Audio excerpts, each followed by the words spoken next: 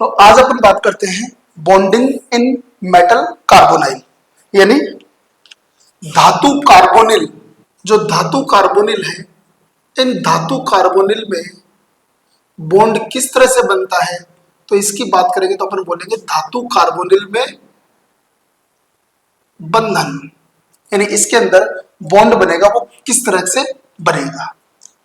तो धातु कार्बोनिल में बंधन की बात करने से पहले थोड़ी सी अपन बात करते हैं, अपनी पहले भी बात हुई थी कि धातु कार्बोनिल या मेटल कार्बोनिल है वो होंगे क्या।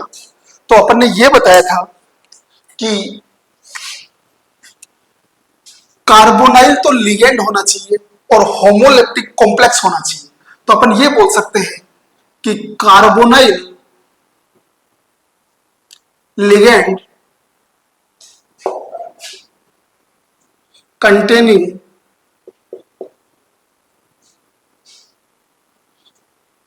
homoleptic complexes are known as metal carbonyl। यानी कोई भी ऐसा धातु कार्बोनाइल अपन कहेंगे कि कोई भी ऐसा उपसंयोजी यौगिक जिसके अंदर CO तो एज ए लिगेंड प्रेजेंट होना चाहिए जो किसी भी मेटल के साथ जुड़ा हुआ हो।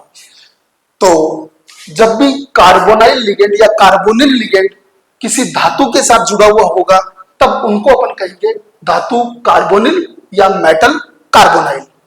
अब इस कंपाउंड में एक और बात ध्यान रखनी है, यहां पे मेटल की डायरेक्ट बॉन्डिंग होती है किसके साथ, कार्बन एटम के साथ। तो ऐसे कंपाउंड को अपन बोलते हैं OMC, जिसको अपन ये भी बोल सकते हैं कि ये इसको अपन बोलेंगे ऑर्गेनो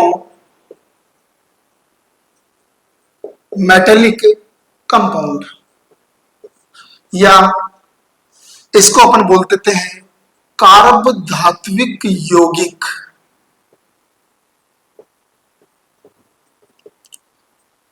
तो इसके लिए खास बात यह आई कि एक तो कार्बोनाइल लिगेंड होगा, होमोलेप्टिक कॉम्प्लेक्स होंगे, इनको अपन कार्ब धात्विक यौगिक भी बोलेंगे। और तीसरी बात यहां से खास आती है कि जो भी अपने पास मेटल कार्बोनाइल है,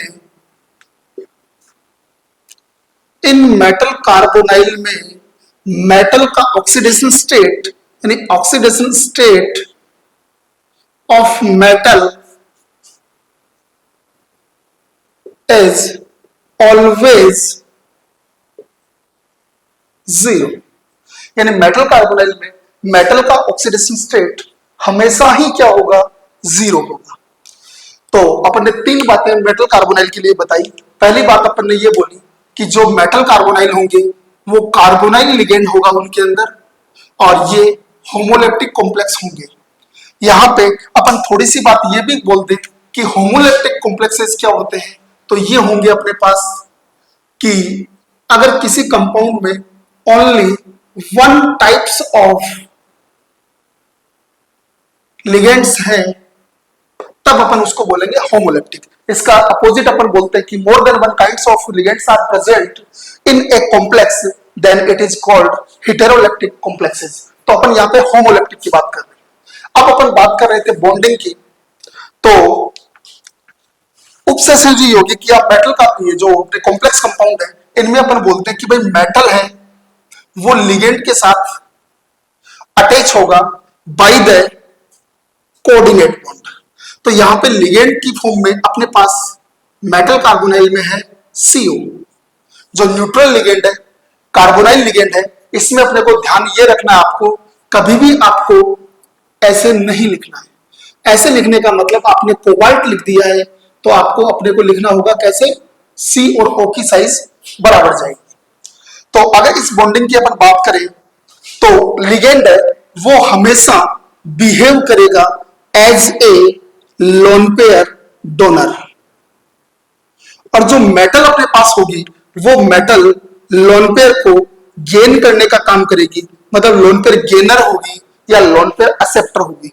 अगर इसी कंसेप्ट में अपन मेटल कार्बोनाइल की बॉन्डिंग की बात करते हैं तो अपने पास मेटल होगी और ये मेटल कार्बोनाइल लिगेंड के साथ बॉन्डिंग करेगी। तो इसके अंदर जो अपन ने कार्बोनाइल बताया है, ये कार्बोनाइल लोन पेयर डोनर है। इसका मतलब ये हुआ कि कार्बोनाइल लिगेंड का lone pair containing orbital metal के वैकेंट डी ऑर्बिटल के साथ ओवरलैपिंग करेगा, और इस ओवरलैपिंग में सीओ लिगेंड ने मेटल को लोन पेयर दिए हैं। अब अगर सीओ यहां पे इलेक्ट्रॉन दे रहा है, इसका मतलब यहां पे इलेक्ट्रॉन की डायरेक्शन कुछ ये जाएंगे, और ये यहां से एक डेटिव डायरेक्शनल बॉन्ड का फॉर्मेशन होगा, और ये बॉन्ड यहां पे होगा सिग्मा बॉन्ड। ये यहां पे बॉन्ड बना सिग्मा, और ये जो यहां पे ओवरलैपिंग हुई है वो एक तरह से अपने पास हुई है एक्सियल टाइप की ओवरलैपिंग। एक्सियल ओवरलैपिंग है वो हमेशा ही सिग्मा बॉन्ड का फॉर्मेशन करती है। तो ये तो हो गया अपने पास कि कार्बोनाइल लिगेंड ने अपने इलेक्ट्रॉन कंटेनिंग ऑर्बिटल्स को मेटल के वैकेंट डी ऑर्बिटल्स के साथ ओवरलैप करवाया, और ये ओवरलैप का टाइप भी अपने पास गया एक्सियल ओवरलैपिंग, जिससे अपने पास एक डायरेक्शनल सिग्मा बॉन्ड का फॉर्मेशन हुआ। अब इस केस में होगा क्या कि मल्टीपल कार्बोनाइल लिगेंड होंगे, वो मेटल को by the sigma bond charge का डिस्ट्रीब्यूशन करेंगे, जिससे मेटल के ऊपर इलेक्ट्रॉन डेंसिटी, मेटल के ऊपर चारों तरफ से इसके पास लोन पेयर आ रहे हैं, तो मेटल के ऊपर इलेक्ट्रॉन डेंसिटी है वो इंक्रीज हो जाएगी। और मेटल पे इलेक्ट्रॉन डेंसिटी इंक्रीज होने का मतलब ये हो गया कि इसके ऊपर नेगेटिव चार्ज आएगा, और अगर कभी मेटल पे नेगेटिव चार्ज बता दिया, इसका मतलब ये दुनिया उल्टी हो जाएगी सारी। क्योंकि अपन ये बोलते हैं मेटल की डेफिनेशन में कि मेटल ऑलवेज इलेक्ट्रॉन लूजर की तरह काम करती है, यानी ये इलेक्ट्रॉन देगी और हमेशा कैटायन का फॉर्मेशन करेगी। जबकि अगर ऐसा होता गया तो मेटल के ऊपर नेगेटिव चार्ज आ गया, तो ये तो सारा ही गड़बड़ हो गया। तो अब क्या होगा कि ये जो इलेक्ट्रॉन कार्बोनाइल से मेटल की तरफ आए हैं, मेटल इनको रीडिस्ट्रीब्यूट करेगी। इसके लिए मेटल क्या करेगी, मेटल अपने भरे हुए जो डी ऑर्बिटल है, उन डी ऑर्बिटल को, यानी ये इलेक्ट्रॉन कंटेनिंग डी ऑर्बिटल है, इन ऑर्बिटल को ठीक उसी तरह से काम में लेगी जैसे अपन बोलते हैं कि भाई जैसे किसी बर्थडे पार्टी के अंदर अपन ये बोलते हैं अपन सारे गिफ्ट लेके जाते हैं, तो अगला क्या करता है कि भाई अपने पास कचरा जमा हो, उससे अच्छा वो अपने वाला किसी दूसरे को दे देता है, दूसरे वाला अपने को दे देता है। तो वो जो अपना एक कंसेप्ट चलता है रिटर्न गिफ्ट का, ठीक उसी तरह से ये काम करेगा कि मेटल के ऊपर नेगेटिव चार्ज ना आए, इसलिए ये मेटल अपने इलेक्ट्रॉन कंटेनिंग डी ऑर्बिटल का यूज करेगा, और ये जो कार्बोनाइल के पास वैकेंट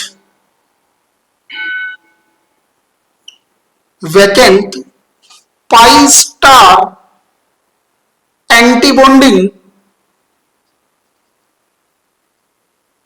एमोज, ये कंसेप्ट अपना एमओटी का है, मोलिकुलर ऑर्बिटल थ्योरी का, जहां पे अपन बोलते हैं कि कुछ बंधी यानी बॉन्डिंग ऑर्बिटल्स बनते हैं, कुछ हायर एनर्जी वाले एंटी बॉन्डिंग मोलिकुलर ऑर्बिटल्स बनते हैं।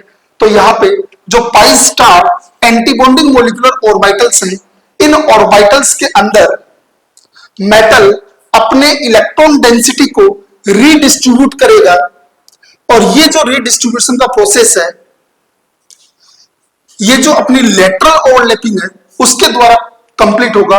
तो यहां पे जो बॉन्ड बनेगा वो बॉन्ड होगा अपने पास पाई बॉन्ड। तो पहले अपने पास सिग्मा बॉन्ड बना था जिससे इलेक्ट्रॉन डेंसिटी मेटल की तरफ बढ़ी थी, और दूसरा अपने पास पाई बॉन्ड बन रहा है जिससे इलेक्ट्रॉन डेंसिटी वापस रीडिस्ट्रीब्यूट हो रही है। तो इसको जो बनने वाला पाई बॉन्ड है, इसको अपन यहां पे एक नाम और भी देते हैं, यहां पे इसको बोल देते हैं बैक बॉन्डिंग। इसको अपन ने बोल दिया बैक बॉन्डिंग, जिसको आप हिंदी में बोलोगे पश्च आबंधन। अगर पूरी बात को अपन ओवरऑल स्टडी करें तो इसमें हुआ क्या है कि कार्बोनाइल है वो इसको इलेक्ट्रॉन दे रहा है, मेटल इसको वापस दे रहा है, मतलब दोनों मिलजुल कर एक दूसरे का काम चला रहे हैं। तो यहां पे दोनों तरह की बॉन्डिंग को एक साथ अपन नाम देंगे सिनर्जिक बॉन्डिंग। सिनर्जिक बॉन्डिंग, और इसको हिंदी में अपन बोलेंगे सहक्रियाशीलता। सहक्रियाशीलता इसलिए बोला है क्योंकि दोनों एक दूसरे के ऊपर डिपेंडेंट है, तो इसको अपन बोलेंगे सहक्रियाशीलता प्रभाव। तो अपन ने सारी बातें ये की, अपन ने बोला कि भाई मेटल कार्बोनाइल है वो होमोलेप्टिक कार्बोनाइल सब कॉम्प्लेक्सेस होंगे, ये एक तरह से ओएमसी के एग्जांपल होंगे जिसके अंदर मेटल का डायरेक्ट कार्बन के साथ लिंक होगा, और मेटल कार्बोनाइल में मेटल की ऑक्सीडेशन स्टेट हमेशा ही क्या होगी, जीरो होगी। उसके बाद में अपन ने बात की कि भाई मेटल है वो लोन पेयर गेन करेगा, कार्बोनाइल लिगेंड है वो डोनेट करेगा। तो कार्बोनाइल ने अपने electron containing molecular orbital, electron containing orbital के साथ मेटल के वैकेंट डी ऑर्बिटल के साथ ओवरलैप किया, जो ओवरलैपिंग एक्सियल टाइप की थी। इस एक्सियल ओवरलैपिंग से यहां से एक डायरेक्शनल सिग्मा बॉन्ड का फॉर्मेशन हुआ। मेटल के ऊपर नेगेटिव चार्ज ना आए या मेटल अपने चार्ज को रीडिस्ट्रीब्यूट करने के लिए कार्बोनाइल लिगेंड के vacant pi star antibonding molecular orbitals के साथ कोलेटरल या लेटरल ओवरलैपिंग करता है, जिससे पाई बॉन्ड का फॉर्मेशन होगा, जिससे होने वाली बॉन्डिंग को अपन ने बैक बॉन्डिंग या पश्चात आबंधन बोला। और दोनों तरह की जो बॉन्डिंग है उसको एक साथ अपन ने बोल दिया सिनर्जिक बॉन्डिंग या सहक्रियाशीलता प्रभाव। ये वाला डायग्राम अपने बोर्ड के अंदर काफी बार 3-4 बार पूछा जा चुका है, तो इसके ऊपर यहां से अपने को ध्यान देना है। Thank you.